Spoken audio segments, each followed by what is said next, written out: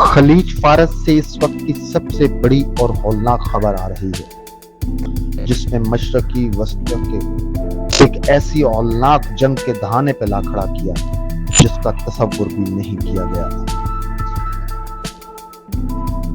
اسلام آباد معاہدے کے ٹھیک 20 دن بعد گزشتہ رات قطر کی سرکاری بحری کمپنی کا ایک بڑا آئل ٹینکر المرکاب ابنائے ہرمز سے گزر رہا تھا۔ اس جہاز پر قطر کا پرچم لہرا رہا تھا اور اس میں کروڑوں ڈالر کا خام تیل موجود تھا، لیکن رات کے 2:30 بجے بغیر کسی وارننگ کے سیمی سپلٹ ڈرونز کے ایک جھنڈ نے المرکاب پر حملہ کر دیا۔ جہاز شعلوں کی لپیٹ میں آ گیا اور سمندر میں ڈوب گیا۔ دوحہ اور ریاض کا خفیہ الٹیمیٹم اس حوالے سے یہ رہا کہ اس حملے کے فوراً بعد بین الاقوامی سفارتی حلقوں میں زلزلہ آ گیا۔ ذرائع کے مطابق قطر کے امیر اور سعودی عرب کے اعلیٰ حکام نے واشنگٹن میں وائٹ ہاؤس اور پینٹاگون کے ساتھ ایک انتہائی خفیہ ہاٹ لائن رابطہ کیا۔ قطر اور سعودی عرب کا موقف انتہائی سخت اور غصے سے بھرپور تھا۔ انہوں نے صدر امریکہ کو 2 ٹوک الفاظ میں کہا کہ یہ حملہ ہم پر نہیں بلکہ آپ کی وجہ سے ہوا ہے۔ آپ نے ایران کے ساتھ اسلام آباد معاہدے کی آڑ میں جو خفیہ سودے بازی کی ہے، یہ اسی کا نتیجہ ہے۔ اگر امریکہ نے اگلے 12 گھنٹوں میں اس کا حساب نہ لیا تو خلیج کے ممالک امریکہ کے ساتھ تمام دفاعی معاہدے منسوخ کر دیں گے اور امریکی افواج کو اپنے بیسز خالی کرنے کا حکم دیں گے۔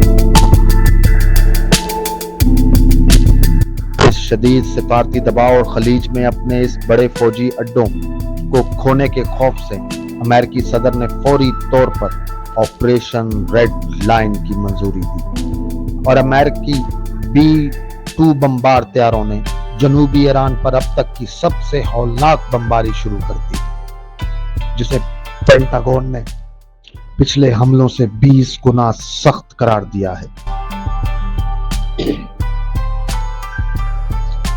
لیکن ناظرین، یہ وہ کہانی ہے جو دنیا کو دکھائی جا رہی ہے، اور ہم اب آپ کو بتانے جا رہے ہیں وہ سنسنی خیز اور لرزہ خیز راز جو اب تک دنیا کے کسی میڈیا، CNN یا الجزیرہ پر بھی سامنے نہیں آیا۔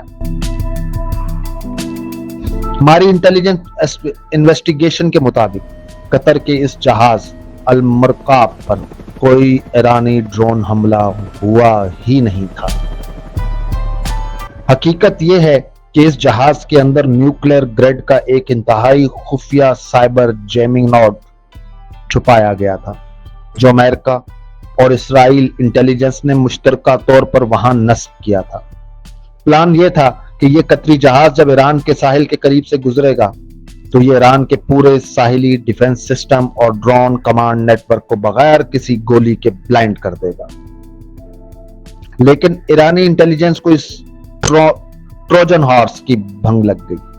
ایرانی پاسداران انقلاب نے ڈرون مارنے کی بجائے ایک انتہائی خفیہ سائبر مائکروویو پلس کے ذریعے اس جہاز کے اپنے ہی سسٹم کو اوورلوڈ کر دیا، جس سے جہاز کے اندر موجود امریکی ڈیوائس خود پھٹ گئی اور پورا جہاز تباہ ہو گیا۔ امریکی پلان بری طرح بے نقاب ہو چکا تھا۔ قطر اور سعودی عرب اس لیے بپر گئے کیونکہ امریکہ نے ان کے سویلین جہاز کو ایران کے خلاف جنگ کے ہتھیار کے طور پر استعمال کیا تھا اور ان کی سلامتی کو خطرے میں ڈالا تھا۔ اب صورتحال یہ ہے کہ امریکہ نے اپنی اس ناکامی کو چھپانے اور خلیج کے ممالک کا غصہ ٹھنڈا کرنے کے لیے ایران پر دوبارہ بمباری شروع کر دی، جبکہ ایران اب ابنائے ہرمز کو مستقل طور پر بند کرنے کی تیاریاں کر رہا ہے۔ کھیل کے اب اس سفارتکاروں کے ہاتھوں سے نکل کر جرنیلوں کے پاس جا چکا ہے اور دنیا کی معیشت کا سانس رکنے والا ہے۔